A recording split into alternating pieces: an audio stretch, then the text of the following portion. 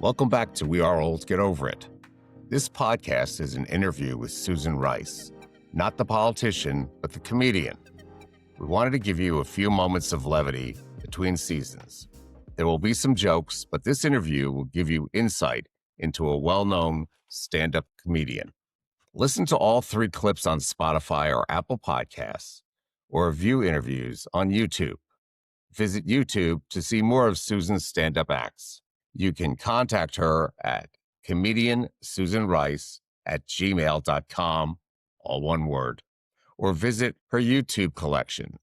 Her channel, Susan Rice, one word, 3033. Listen, view, but enjoy her humor. She is old, but does get over it. Thanks for tuning in. Check out our past seasons and be prepared for new fall seasons in January. There will be other clips coming between seasons. Check them out each week. And if you have any comments or suggestions, drop me an email at weareoldpodcast@gmail.com. Ken out. How long? Well, I saw you in Naples, Florida, and when I saw you in Naples earlier this month, the place was filled with women, and I said, "What's going on here?" But after I heard you, I understood why.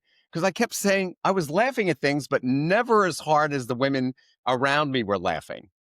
How long have you been doing stand-up comedy, and what made you decide to start it? I've been in stand-up in March will be 43 years. Just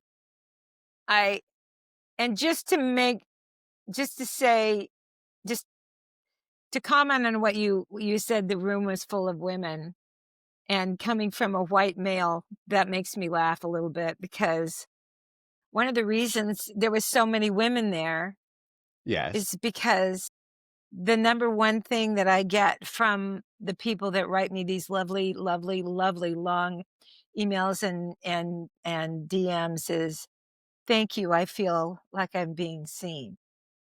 Wow, that's great. So that's why there were so many women there, because the older we get, the more invisible we get. Well, you know what? So it's really nice that that I'm supported by the gals that I represent. That's great. Go ahead. I didn't mean to interrupt you. We have a little glitch in the. That's all right. It'll clear out. No, we have a little glitch in the. You're glitching out on me. You live in Florida? Okay. Anyway. Yeah. I have a lot of glitches, by the way. How long have I been doing it, and how long? Are we going to start this all over again? I know. Yeah, we're paying for them. Hi, Susan. Anyway, go ahead. How long have you been doing this, and why are you doing it? Right. I've been doing it almost 43 years in March. I was a professional actress, not making a lot of money, but I was making some money. I went to acting school, and I was trained, and at the ripe old age of 27, I was always being cast as the grandmother. Really? Did you have gray hair back then? No, I was 27. My boobs were where they were supposed to be. Everything was fine, but I was always, and I just could never get, and I was always put into the comic relief role in any shows and stuff I did. I played men. I played, but I had a hard time staying on script, because if I thought there was a better line, I would add it. Interesting. Which was not, it was frowned upon. So I wrote a one-woman show, which was a big deal back then.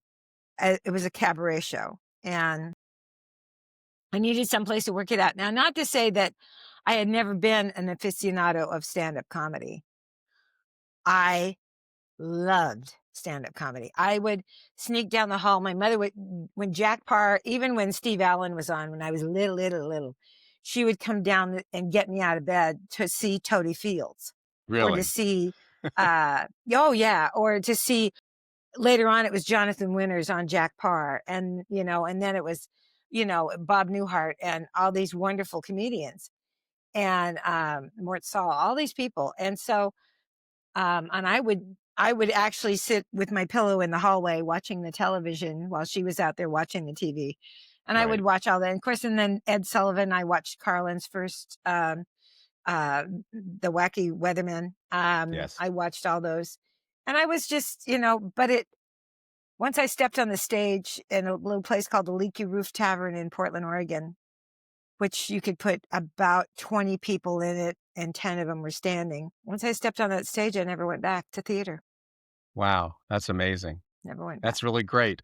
Okay. Let me ask you a couple of questions. First question. Okay. You ready? This is a test. I don't have the number. I have my number 2 pencil. There you go. Perfect. What's the single most absurd or embarrassing thing that has happened to you while on stage? Oh, there's so many. So very many.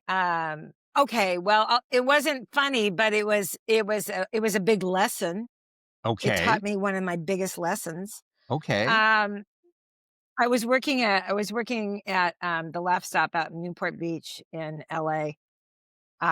It was a late show, and the stage was fairly high, and there was this table of young girls sitting right up front, and there was crutches that were leaned against the stage, and there was 3 gals sitting there, and I must have been dying. I must have been scrambling because I would normally not go to the audience, but this was probably the 3rd show that night, so it meant it was probably around midnight, and I found myself kind of wondering, and I looked down at the crutches, and I looked at this gal. I said, "Oh, did you break your leg, or did you hurt yourself?" And she goes, "No." And I said, "Oh." And she said, I said, "Did you sprain your ankle?" "No." She had a hat on, and she's inside. And I wouldn't let it go. And the audience got really quiet because the audience, as drunk as they were, figured it out before I did. And I said, "Well, what's with the crutches, bitch?" She goes, "Oh, I lost my leg." And That's pretty and embarrassing. the audience all just leaned in going, "Yeah, let's see her get out of this one." And what did you do? I said, "Well, now you're going to see a fat girl tap dance as fast as she can." She goes, "No, it's okay." I go, "No, it's not okay. I need to be better at this." And I was just humiliated. She was very gracious, her friends wanted to string me up on a stick, and I totally got it. And I bought her drinks. I said, "Can I pay off your student loan? What can I do?" I was just humiliated. I was so, that was not, what else have I? Oh, I've had a woman, at a comedy show that I did here in Portland. It was kind of a theme show, and it was kind of an advice show. And I was closing the show out, and then I would take questions from the audience. They wanted me to take questions from the audience, and I said, Okay. "Okay." I don't know if I could give decent advice, but okay, sure. So there was some questions after and one of them was a guy that wanted to do stand-up and that kind of stuff. And the next one was this beautiful table of young women, beautiful, sitting right up front. This woman looked at me and she said, what do I do if I hate my baby?" And that stumped me. I went, "You hate your baby?" She goes, "I hate my baby." I said, "How old is the baby and what are you doing here?" And it was less than 3 months old. And I had to step back. The audience was just like, and I had to do 2 different things. I had to bring this woman around and I had to calm the audience down because they were like, like this. And I said, "Okay, now we're out of the comedy realm now. Now we're into, we need to do some damage control here. So, and we have to help this girl." And she had never heard of postpartum in her whole life. She'd never heard of postpartum depression. And I turned to her friends and I didn't directly at her. I said, "You have to get her to the hospital right now."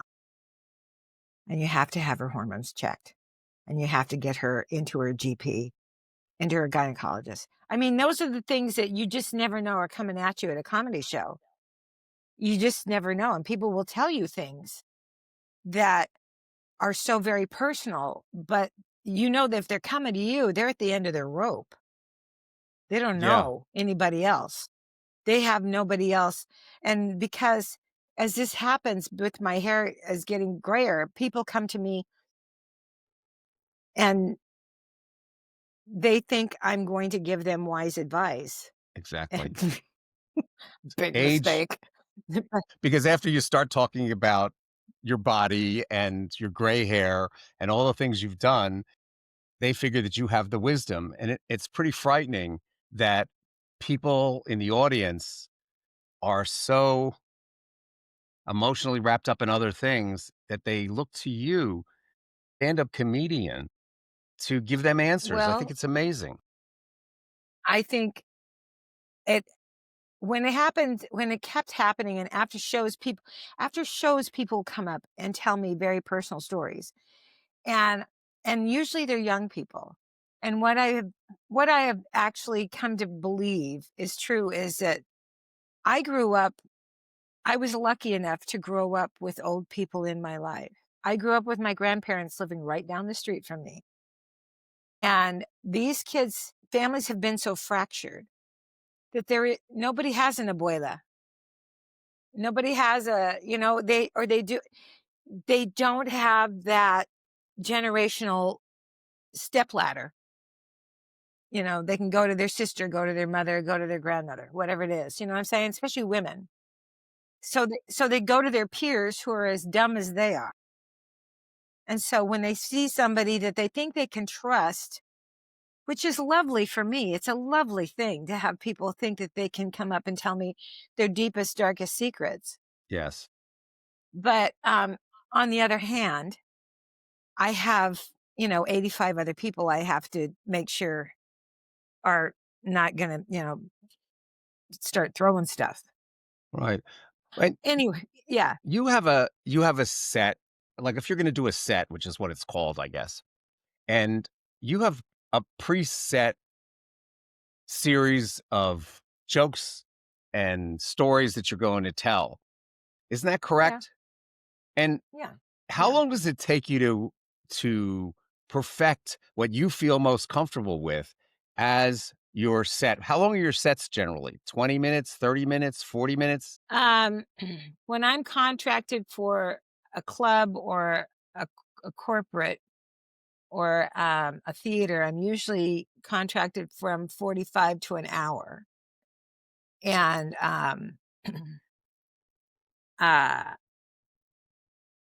I have a lot of material, but the internet now has everything moves so fast. And back in the day, when you did Carson or you did Leno or you did Letterman, for that 5 minutes that you did, if you got 5 minutes, which was rare, it's usually around 4, you burn it. You didn't do it again. You couldn't do it again. That was done. And so you would go to club work and you get work off of that, but you couldn't do that 5-minute set that they, unless people absolutely requested it. Right. It was really bad form. Well, try doing that after you've done, half an hour on a don't tell internet thing. And that's the feeling I have, is that I came up in the old school, but everybody tells me, no, you can do the material you did on the internet. Well, millions of people have seen that stuff. Yes. And it's this balance I have to work. So I have a lot of material. I don't know how many hours I have, but we were laughing the other day. Somebody said, well, you could pull out the old stuff. And I said, nobody knows who the Bhagwan Sri Rajneesh is anymore. Nobody knows. I can't talk about Ronald Reagan. Nobody knows who he is. I mean, that's how far back. I mean, I go back. I'm going back, I'm going back to the 80s, for God's sake. So no, you can't, You know, I was in Kansas City when the Challenger blew up, working a club. You know what I'm saying? You can't go back there. You gotta, you gotta go forward.